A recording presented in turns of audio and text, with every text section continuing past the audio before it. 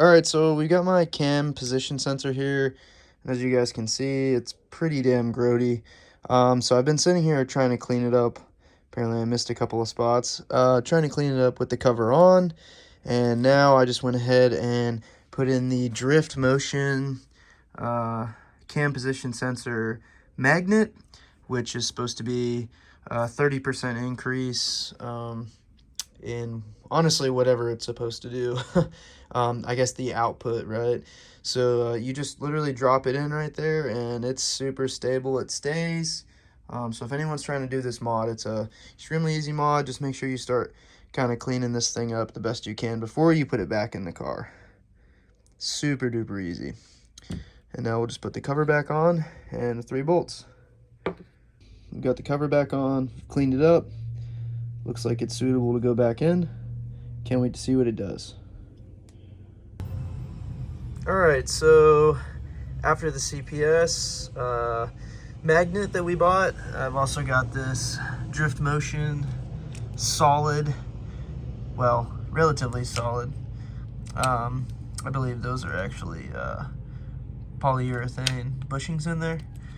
Semi-solid transmission mount. So we're gonna get underneath there and we are gonna start dropping it off. I think this is a great mod. This is one of my favorite mods I did with the 370Z.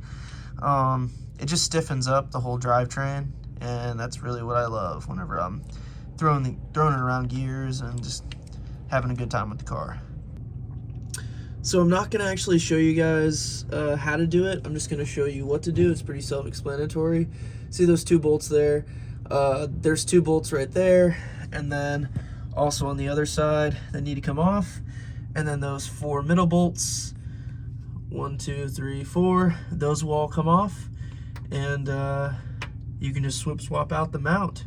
But because I'm actually dropping the pan off this car, I'm just taking off the transmission mount as much as I can without, you know, completely dropping it. I am going to put a jack under the trans to keep it in place when I do this. So if you're just doing the mount, I recommend that's what you do. So you'd stick a jack underneath the transmission, probably right about here, block of wood, and then just jack it up. That way it doesn't move anywhere and your holes will line back up whenever you switch out the mount. Because you're going to keep this cross member, you're literally just switching out the mount from the inside there. Alright, and while I'm under here, I wanted to replace my sway bar bushings. These are the front ones that were on there. As you guys can see, they're pretty old. I was yanking on the sway bar pretty heavily, and you could definitely tell all the play. So these ones are energy suspension. The ones I bought from DriftMotion, not nearly as easy to crunch around. So hopefully they work out. Should tighten up a little bit of what I got whenever I'm giving it the beans. Alright, so there you go.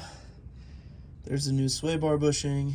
It's in there, that bolt, and that bolt. Pretty easy. I did have to use the lubrication, the lubricant that they gave me to slip it into this bracket. So when you guys go to put it in, make sure you do that.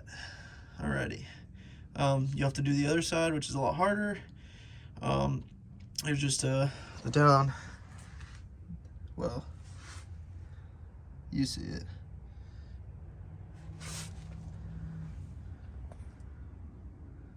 Bam, there it is. Yeah. Probably gonna have to take this off, which is not a big deal. So I guess it's not a lot harder, it's just you gotta take off some stuff to get to it. Alright, so finally got the oil pan off the Supra. It was really fucking stuck on there. I had to use a heat gun. Here's the oil pump. It's leaking some oil. As you guys can see here, this thing is fucked up. I'm gonna sit here for a while and probably just scrub it clean. It sucks, you know, but like, this is what happens. You have an older car. It looks okay.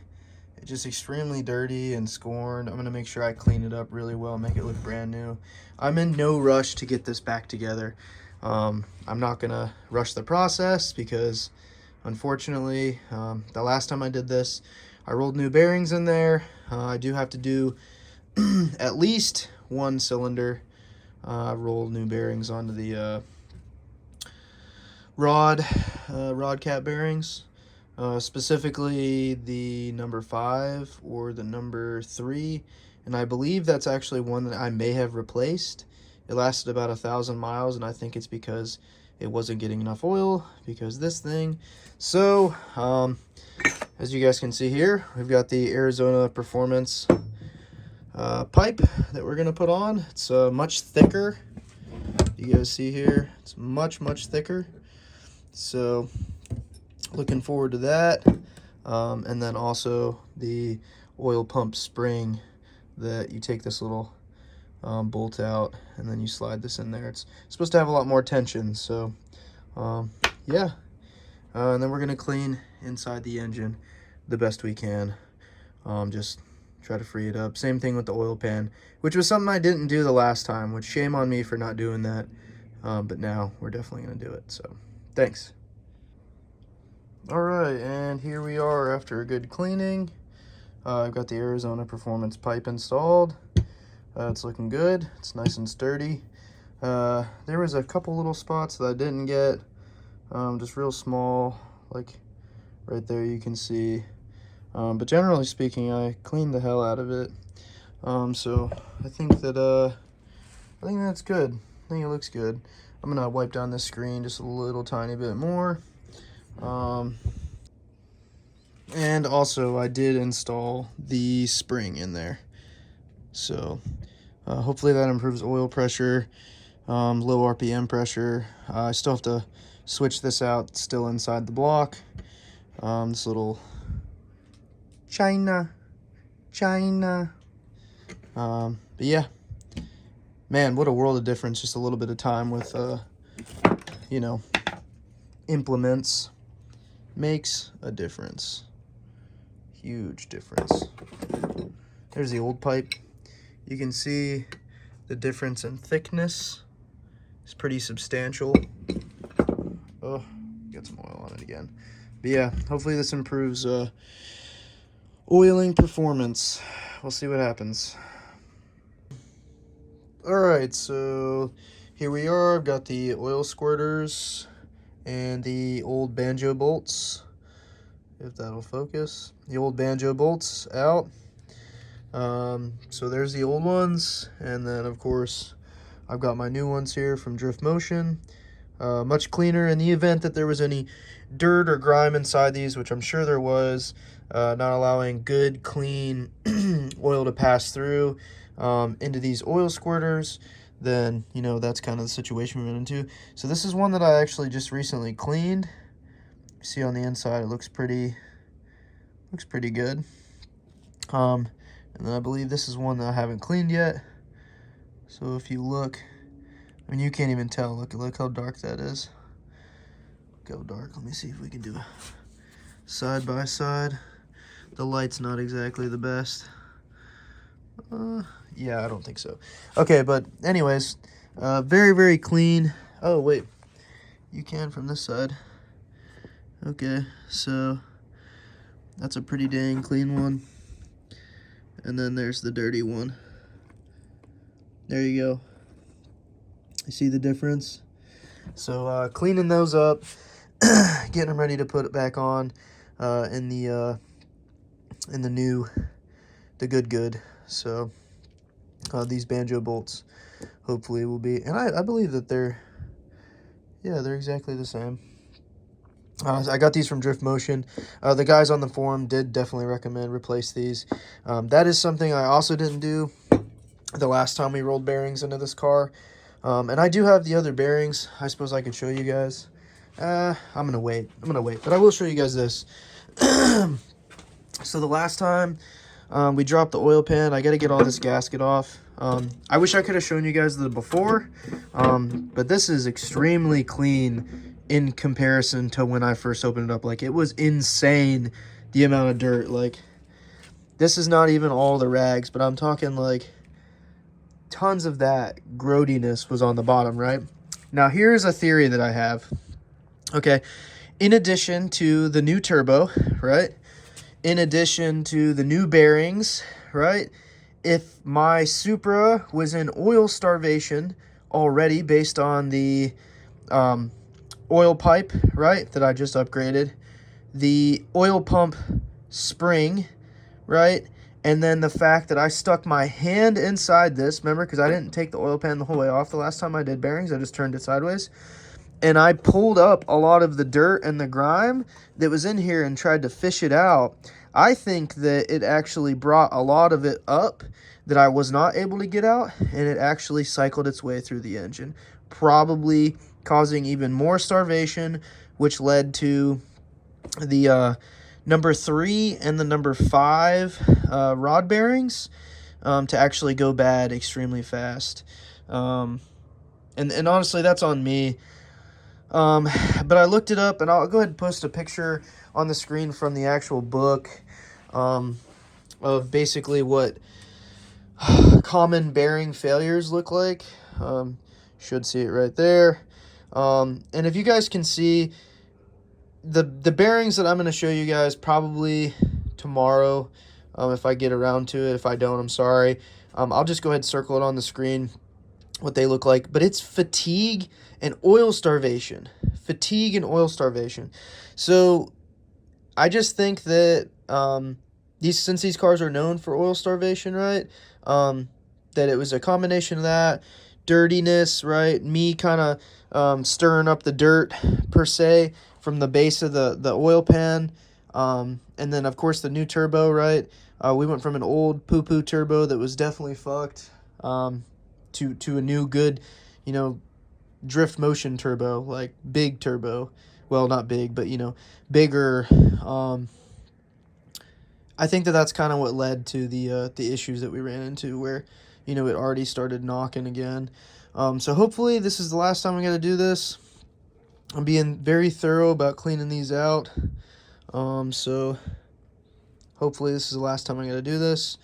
And then the next time that we put an engine in this car, it'll be the 2JZ that I bought. But I'd really like to keep the 7M in it as long as I possibly can. It'd be cool if I never put the 2JZ in this car. So, alright, off to continue to clean. Alright, so here we are. Scraping off the gasket sealant that I put on the last time we were in here. It sealed up really nicely, so I'll probably do the same this time.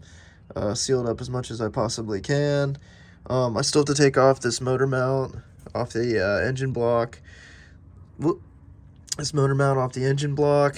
That way I can get the oil filter out and change it. I've done a ton of cleaning in here. If you guys see back there, there's our oil squirters. I'm not sure if it's going to focus, so we'll just look at that one. But yeah, there's my oil squirters. Let me see if I can get up in there. There you go. Damn, this is harder than it looks. No. Alright, so anyways, there's your oil squirter. See the little... Man, why would this thing not focus? Oil squirters, right? They're all brand new. I switched them all out. Man, does that one focus? No. Whatever. So yeah, I did all of them. I actually ran into an issue where someone had, I think, maybe tried to replace this one once before. And this was like a common failure rod bearing. But that one was actually cross-threaded. Whenever I took it out, I was like, what the fuck? And getting it back in was extremely hard, but I did end up getting it back in. So new banjo bolts, and as you guys know, that those springs, they tend to lose tension over time. So essentially, should have a lot better oiling ability down in here. Everything looks good. I'm still scraping away this gasket. And then once the gasket is scraped away, I'm going to get the oil pump back in here. I got to lube it up, throw it in here, but we're going to work on getting this oil filter off because I think it's really important to change it out after all that dirt and stuff got cycled through here. So, alrighty. Alright, so now we've got the oil pump in, and it looks good, it looks clean, it looks ready to go. Got the new Arizona Performance pipe installed for better oil flow. So hopefully with the new banjo bolts and the pipe and also the DriftMotion spring that's in here, hopefully that improves my oil pressure. I suppose at this time, excuse the mess, I can show you guys some of these bearing failures. So, I know it's kind of hard to see, but like this is an older one.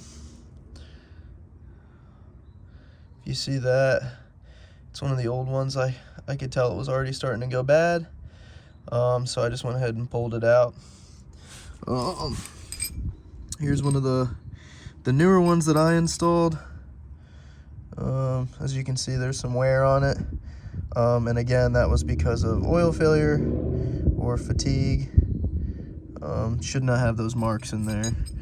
But I mean, overall, I'm not like super, disappointed about it. I did replace 3 whole sets, so three of them, but I think it was good. It was a good thing. Replace them now so I don't have to later. Hopefully this thing runs like a beast for a long time from now on. Time to get the oil pan on. So, all right, hey guys, so we're gonna go for a first start. I got it all put back together. I just topped it off with coolant. I put a little bit too much in there. It's got full thing of oil. Filled the filter even full of oil before I put it on. That way we don't have any dry starts. And everything's put back together. Cam position sensors lined correctly. We're in top dead center right now. So wish me luck. Battery from the Lexus in it, so here we go.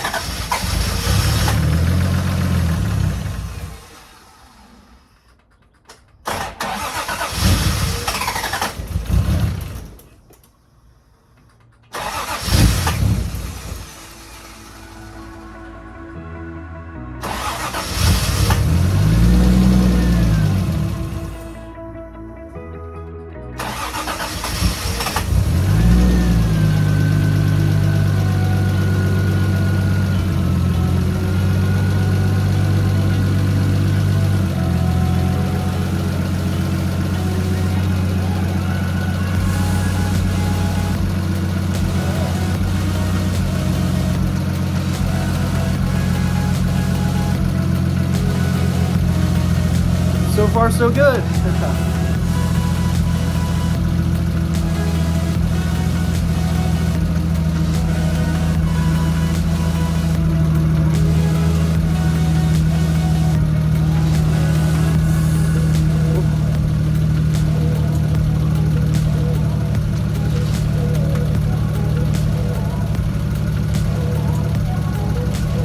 I'm just going to keep monitoring for fluids.